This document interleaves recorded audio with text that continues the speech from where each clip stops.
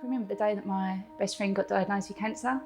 At that precise moment in time, it felt like my entire world stood still. My mum was diagnosed first in 2012 when I was 19. I was 12 when my mum was diagnosed with breast cancer. Me and my mum have literally been close as, well, mother and daughter can be, really.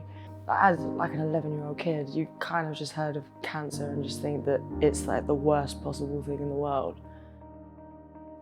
Been with Callie for 16 years. It felt like the world stopped and everything just fell in.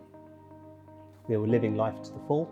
And then, unfortunately, we got the bad news in May 2011 when she was diagnosed with breast cancer. Normally my relationship with my parents is quite relaxed, so I could tell like sort of immediately something was very, very wrong. There was a far more sort of like serious like presence in the house. Callie's diagnosis of having breast cancer was probably one of the most fundamental changes in my life. Like, instead of, worrying about grades in school, I was more just worried that I was going to come home and she wouldn't be there anymore. I think the impacts it had on our day-to-day lives is very much you have to have to juggle and adjust. I think it was a wake-up call to both of us because we're both leading very busy lives. I'd go to bed more in tears and worrying, well, she's going to wake up the next morning. I couldn't be there for her. And I wanted to, but I was struggling so much with the fact that she was diagnosed and she was going through all this. You never expect these issues to occur to you. You always think someone else has got them. But we rose above it. We said, okay, we can't turn the clock back. It's happened. We have to deal with it now. But yeah, she passed away in November 2017 and I was diagnosed 3 weeks later.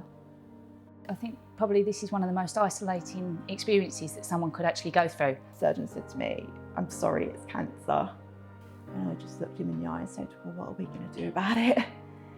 Because I just lost my mum, and in that, I lost everything. Breast cancer changed my life. It definitely made me grow up a lot faster. It made me appreciate life a lot more. But I think it also did make me a much more closed-off person in a lot of situations. Physically and mentally, you're not ready to jump back into the real world, but everyone wants you to jump back into the real world, and it's like, oh God, what do I do now? And that was when my CNS told me about Breast Cancer Haven. Really, the support that she had from the Breast Cancer Haven Centre was very much the strength to move forward in life. The Breast Cancer Haven Centre was absolutely incredible. They could not have been any more supportive of Callie, her family, her extended family and her friends. It was helpful because I knew that we couldn't give her all the support she needed. We were her children. I think she got joy from conversations she had with us, but it definitely was a support to me knowing that she did have somebody who she really could talk to about these things and who could help her in a way that we never could.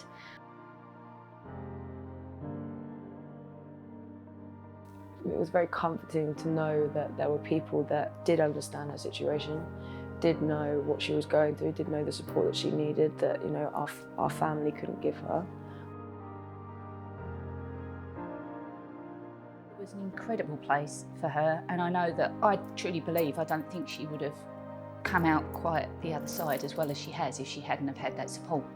Looking at my Breast Cancer Haven experience, I really wish that my mum would have had access to something like that.